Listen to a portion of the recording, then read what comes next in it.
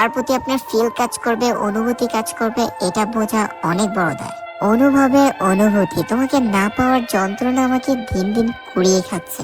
ভালোই যখন বাসনি, ভালোবাসা ছড়িয়েছে কেন? আমি সাগর, সোনিয়াই হচ্ছে আমার ভালোবাসা। আমাদের বাসা ঠাকুরগাঁও জেলা। আজ থেকে প্রায় 6 বছর আগে, অর্থাৎ 2017 সাল থেকে আমাদের সম্পর্ক শুরু। আমার একটা দোকান ছিল গ্রামে। দোকানে যাওয়ার সময় প্রতিদিনই একই রাস্তা দিয়ে হাঁটা হতো। হঠাৎ রাস্তার পাশ দিয়ে একটা মেয়ে যাচ্ছিল। এভাবে কখনো তাকানো পড়েনি। মেয়েটাকে প্রথম দেখাতে হৃদয়ের স্পন্দন জানি কেঁপে উঠল। নিজের মধ্যে কেমন জানি শুরু হচ্ছিল। হাজার ব্যস্ততার মধ্যে তাকে না দেখলে ভালোই লাগতো না।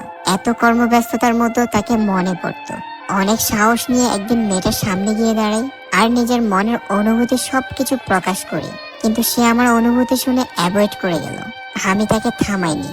একটা মানুষের ইচ্ছার বিরুদ্ধে গিয়ে তাকে ভালোবাসা কখনোই সম্ভব না, যত যাই কিছুই হোক। জোর করে তার ভালোবাসা হয় না। আমার ভালোবাসাটা না হয় দূর থেকেই সুন্দর ছিল। দিন গিয়ে মাস পেরিয়ে গেল। হঠাৎ একদিন সে আমার সামনাসামনি পড়ে আর ডিরেক্ট আমাকে প্রপোজ করে। আমি কোনো কিছু বুঝিয়ে উঠতে পারিনি। কোনো কিছু না বলে আমি পরক্ষণে ওখান থেকে চলে আসি। হঠাৎ একদিন আমার ফোনে একটা ফোন আসে আর তখন আমি বুঝতে পারি যে ফোনটা আসলে ওই করে। ওইখান থেকে আস্তে আস্তে আমাদের ফোনে কথা বলা শুরু। যেহেতু দুজনের মধ্যেই ভালো লাগা কাজ করতেছে, তাই কথা বলা চলতেই থাকে। ওখান থেকে আলাদা করে ভালো লাগা শুরু হলো, তারপর ভালোবাসার সৃষ্টি। এভাবে দিব্যি যাচ্ছিল আমাদের দিন। আমার মনের কথাগুলো সে জানতো, তার মনের কথাগুলো আমি জানতাম। ছোটখাটো খুনসুটিতে আমাদের এভাবে 5টা বছর কেটে গেল। সম্পর্কের মাঝে এমন অনেক কথা হয়, তবে একটা কথা যেটা সবাই রাখতে পারে না। সে আমাকে বলেছিল সে আমাকে কখনো ছেড়ে যাবে না, ভুলে যাবে না।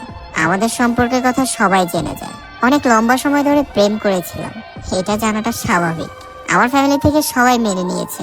যখন দুইটা ফ্যামিলি জানাজানি হলো, দুজনের মন্তব্য শোনার জন্য পরিবার আমাদের কাছ থেকে জানতে চায়। ওকে যখন জিজ্ঞেস করা হলো আমাকে ভালোবাসে কিনা, উত্তরে তখন সে বলে সে নাকি আমাকে চিনেই না। ভালোবাসা তো দূরের কথা।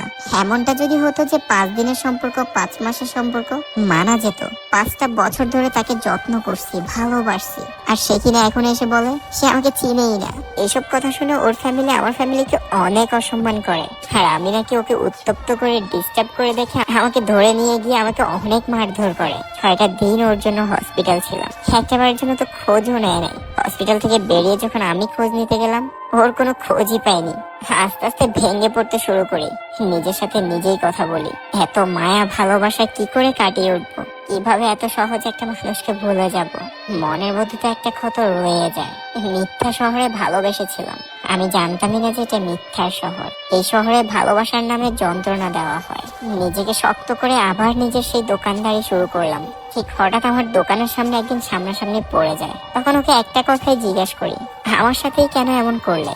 উত্তরে সে আমাকে বলে আমাকে নাকি কখনো ভালোই বাসেনি, বেটার কাউকে খোঁজার জন্য নাকি আমার সাথে টাইম পাস করে গেছে। সে নাকি আমার থেকে আরো ভালো ডিজার্ভ করে, আর এখন নাকি সে ঠিক ওইটাই করছে। রিলেশনে ইনভলভ আছে। বদ্ধ করে নিজেকে আটকে রেখে চিৎকার করা ছাড়া কোনো উপায় নেই আমার। আর আমার চোখের পানি যদি বিক্রি করা যেত, এতদিনে আমি অনেক ধনী হয়ে যেতাম। কিছুদিন পরে শুনি তার নাকি বিয়ে হয়ে গেছে। বিশ্বাসঘাতককে কখনো ক্ষমা করা যায় না। যে আমার বিশ্বাস নিয়ে খেলেছে, একদিন ঠিকই তার এই প্রাপ্যটা সে পাবে। আমি আমার ক্ষত জায়গা নিয়ে পড়ে থাকবো ঠিকই। আমার এন্ড থেকে তার জন্য কোনো রিভেঞ্জ হবে না, তবে প্রকৃতি তার রিভেঞ্জটা তাকে ঠিকই ফিরিয়ে দিবে। আমি সাগর হয়তো ভালোবেসে ঠকে গেছি, তবে বিশ্বাসঘাতকের হাত থেকে নিজেকে রক্ষা করতে পেরেছি। এটার জন্য হয়তো আমার আর আফসোস করতে হবে না। অন্যের জন্য নিজেকে কেন কষ্ট দিব? আমি হয়তো এর থেকে ভালো কিছু ডিজার্ভ করি।